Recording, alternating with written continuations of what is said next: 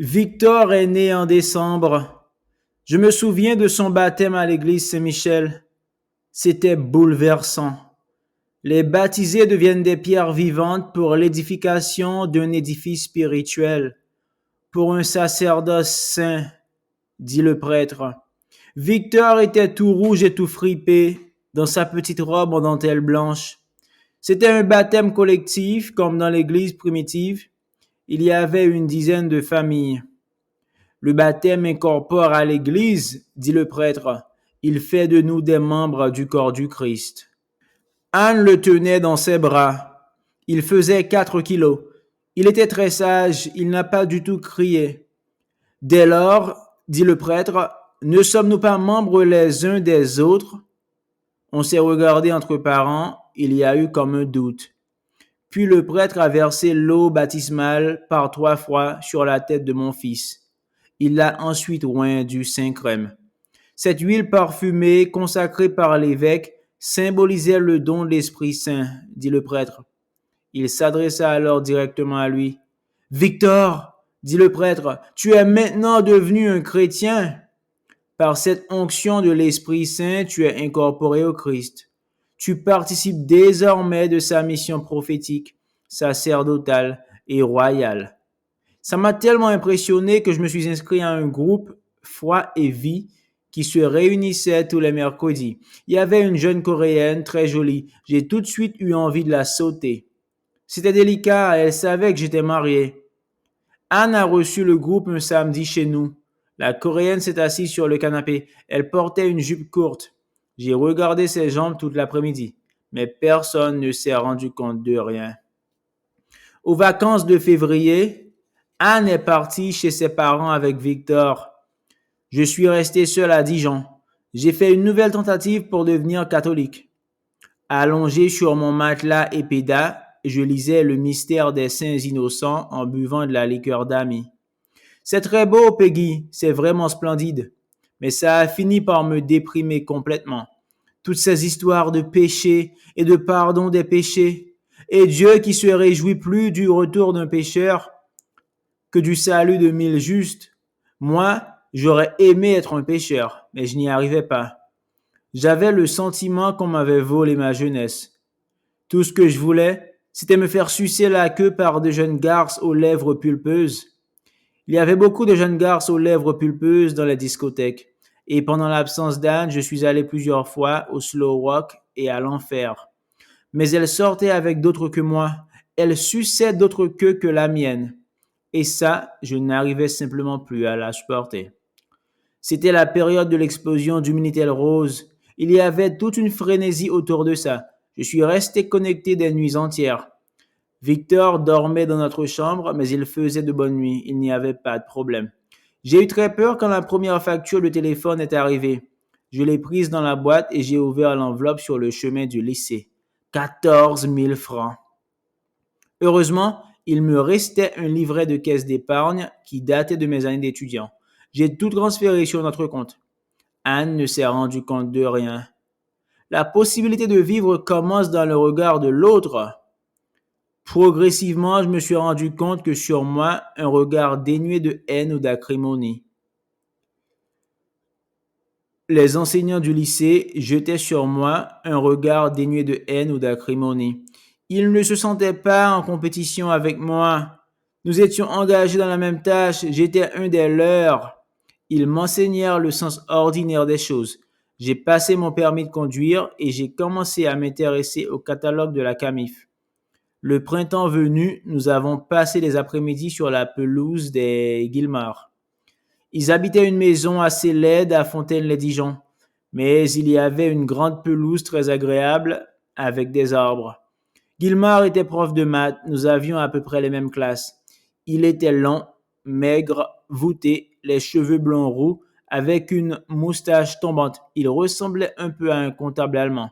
Il préparait le barbecue avec sa femme. L'après-midi s'avançait, on parlait vacances, on était un peu pété. En général, on était à 4 ou 5 couples d'enseignants. La femme de Guillemard était infirmière, elle avait la réputation d'être une super salope. De fait, quand elle s'asseyait sur la pelouse, on voyait qu'elle n'avait rien sous sa jupe. Ils passaient leurs vacances au Cap d'Agde, dans le secteur naturiste.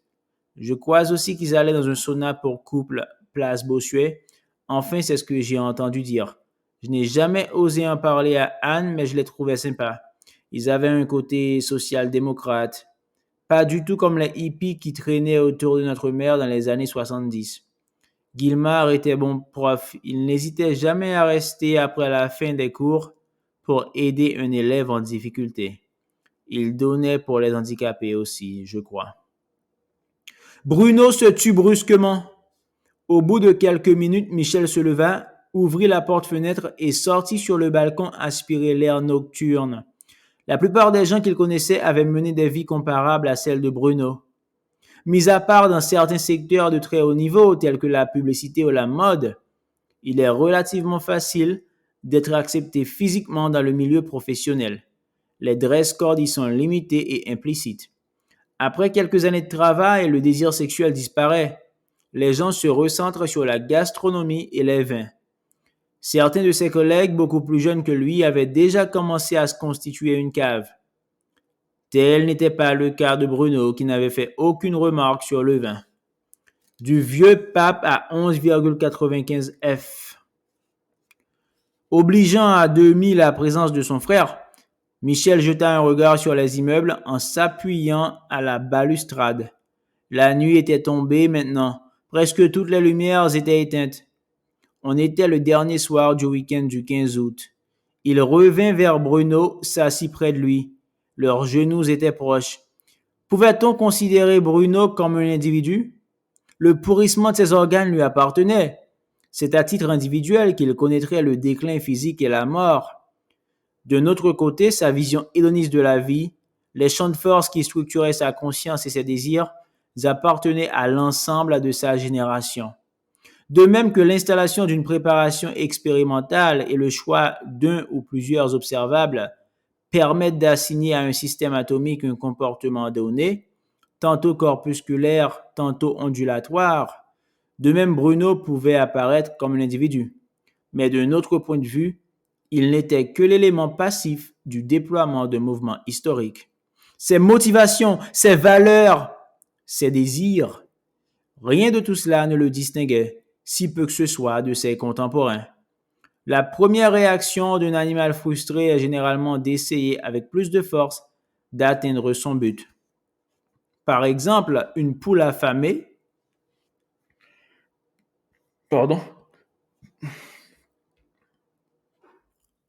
Gallus domesticus, empêché d'obtenir sa nourriture par une clôture en fil de fer, tentera avec des efforts de plus en plus frénétiques de passer au travers de cette clôture. Peu à peu, cependant, ce comportement sera remplacé par un autre, apparemment sans objet. Ainsi, les pigeons, Columba livia, becquettent fréquemment le sol lorsqu'ils ne peuvent obtenir la nourriture convoitée, alors même que le sol ne comporte aucun objet cosmétible. Non seulement ils se livrent à ce becquetage indiscriminé, mais ils en viennent fréquemment à lisser leurs ailes.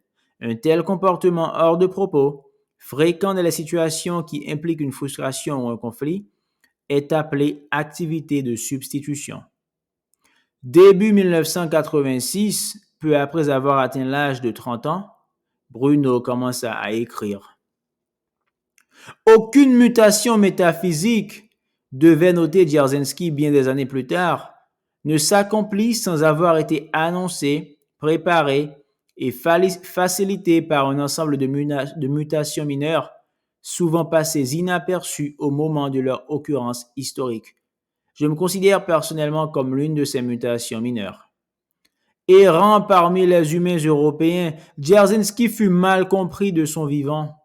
Une pensée se développant en l'absence d'interlocuteur effectif, souligne Upskutchak dans son introduction aux Clifton Notes, peut parfois échapper au piège de l'idiosyncrasie ou du délire.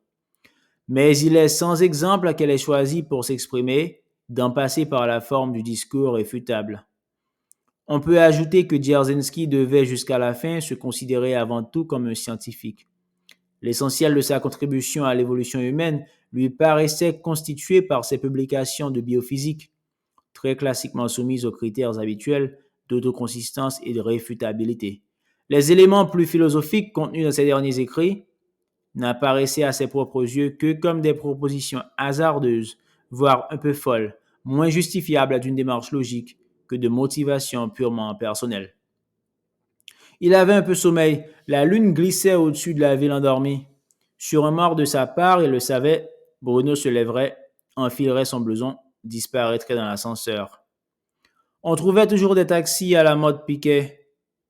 Considérant les événements présents de notre vie, nous oscillons sans cesse entre la croyance au hasard et l'évidence du déterminisme. Pourtant, lorsqu'il s'agit du passé, nous n'avons plus aucun doute. Il nous paraît évident que tout s'est déroulé de la manière dont tout devait effectivement se dérouler. Cette illusion perceptive liée à une ontologie d'objets et de propriétés, solidaire du postulat d'objectivité forte, Dzerzhinsky l'avait dans une large mesure déjà dépassé.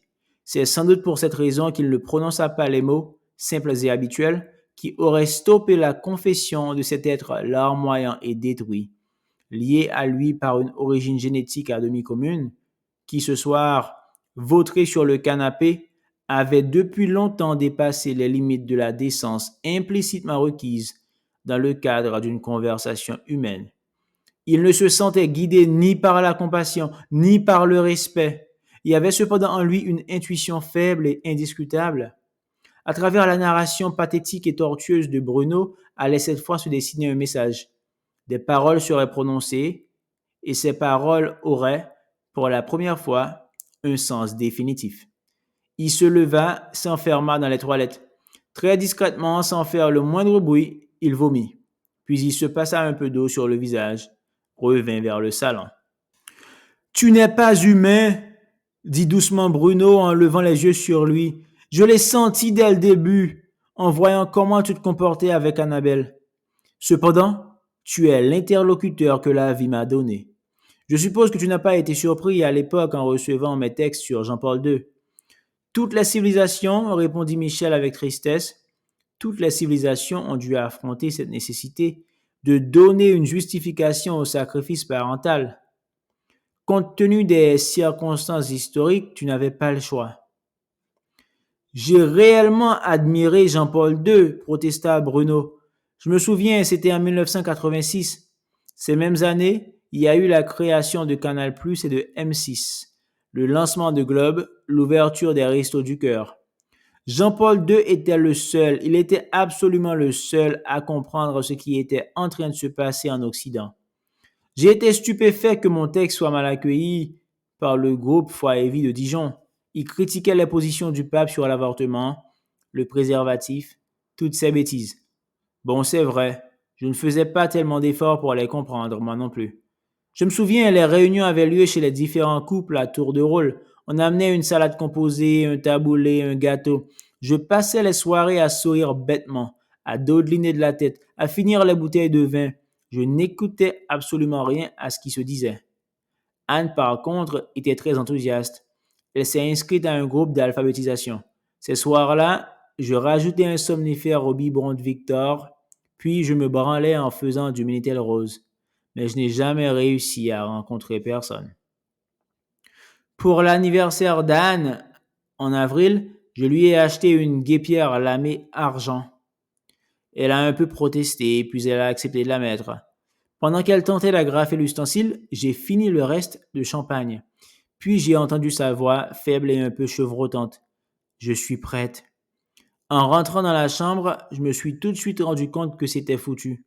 Ses fesses pendaient, comprimées par les jarretelles. Ses seins n'avaient pas résisté à l'allaitement. Il aurait fallu une liposuction, des injections de silicone, tout un chantier. Elle n'aurait jamais accepté. J'ai passé un doigt dans son string en fermant les yeux et j'étais complètement mou. À ce moment, dans la pièce voisine, Victor s'est mis à hurler de rage, des hurlements longs, stridents, insoutenables. Elle s'est enveloppée d'un peignoir de bain et s'est précipitée vers la chambre. À son retour, je lui ai juste demandé une pipe. Elle suçait mal, on sentait les dents. Mais j'ai fermé les yeux et j'ai visualisé la bouche d'une des filles de ma classe de seconde, une Ghanéenne. En imaginant sa langue rose et un peu râpeuse, j'ai réussi à me libérer dans la bouche de ma femme. Je n'avais pas l'intention d'avoir d'autres enfants. C'est le lendemain que j'ai écrit le texte sur la famille, celui qui a été publié.